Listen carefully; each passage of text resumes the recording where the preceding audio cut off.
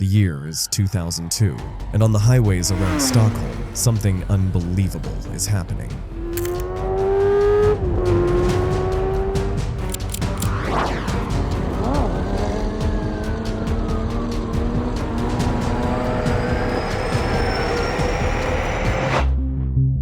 A lone rider tears through the city with a level of skill and fearlessness that borders on supernatural, creating footage that will soon spread like a myth come to life.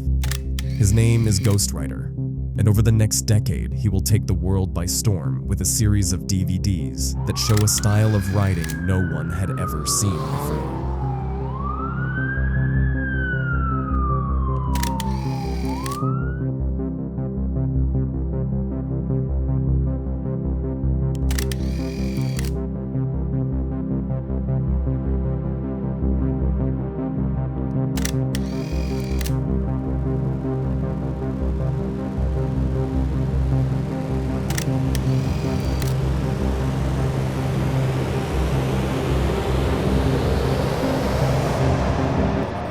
His stunts were daring, reckless at times, but they kept eyes glued to the screens, giving life to a new and exciting movement that thrives online today. His fame, Ghost Rider vanished, with rumors swirling that he'd been arrested, fled the country, or even crashed and died anonymously. To this day, questions still remain as to the real identity of the man responsible for it all. Who is Ghost Rider, and where exactly did he go?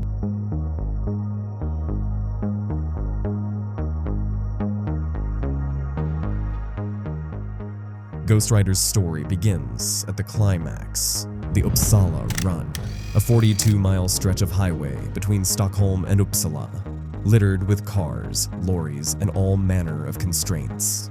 The target was to complete the ride in under 15 minutes, a time which would require an average speed of 171 miles per hour.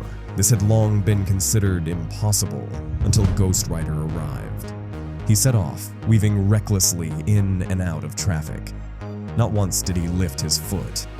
Ghost Rider had one intention: achieving the impossible. This was the run that would change everything, but only if he broke the record. The time ticked down. 30 seconds left, then 20, 10.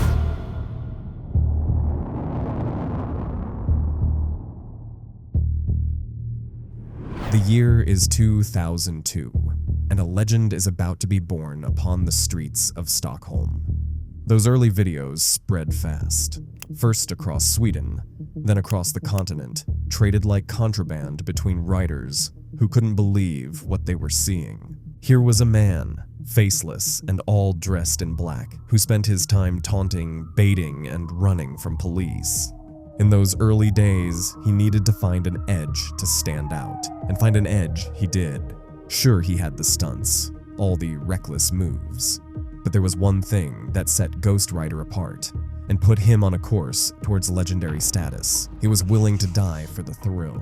Video after video emerged, each one more extreme than the last. Fans flocked to see him fly past police, only to film their staggered reactions as he watched them disappear in his rear-view mirror. Ghost Rider became a phenomenon, required viewing among the adrenaline-starved youth. But deep down, everyone who saw him had to admit one thing: the guy knew how to ride. But Ghost Rider wasn't satisfied. Despite all the stunts he'd pulled off, all the times he'd nearly crashed to his death, he needed more. Then came the Uppsala Run.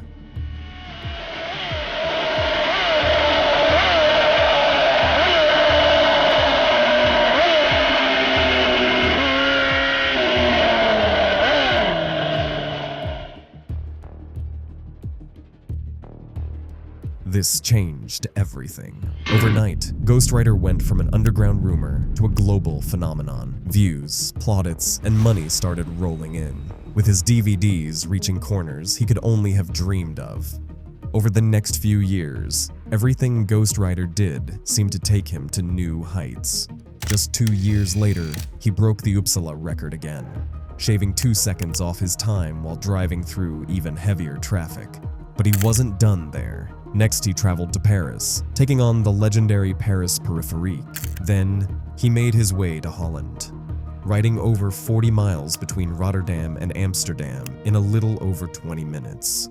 The bikes he rode were a huge part of the stunts he pulled off. Across his films, he hopped between monsters like the Suzuki GSX-R 1000 and the legendary Kawasaki Ninja, each one tuned, stripped, and rebuilt for pure speed. But his most famous bike of all produced perhaps his most enduring feat. In 2005, Ghost Rider broke the world record for the first wheelie over 220 miles per hour, achieved on a turbocharged Suzuki Hayabusa, harnessing over 500 brake horsepower. During this period, Ghost Rider must have felt untouchable. With the Uppsala Run and his Guinness World Record, he had cemented himself in the history books forever. Now it seemed that all that was left was for him to sail off into the sunset, floating on a sea of praise and adulation. But Ghost Rider had never been one to follow the conventional route. The abrupt and mysterious end to his legacy left concerned fans shocked and searching desperately for answers. In 2011, Ghost Rider made a shocking announcement. Ghost Rider's reasoning was simple. He and his team simply couldn't afford to continue what they were doing when most of his DVDs were being pirated online, and with that, he vanished. Fans scrambled to work out what happened, not believing he'd simply stepped away after all those years. Some were convinced he'd been arrested. Others thought his reckless stunts might finally have ended in a collision.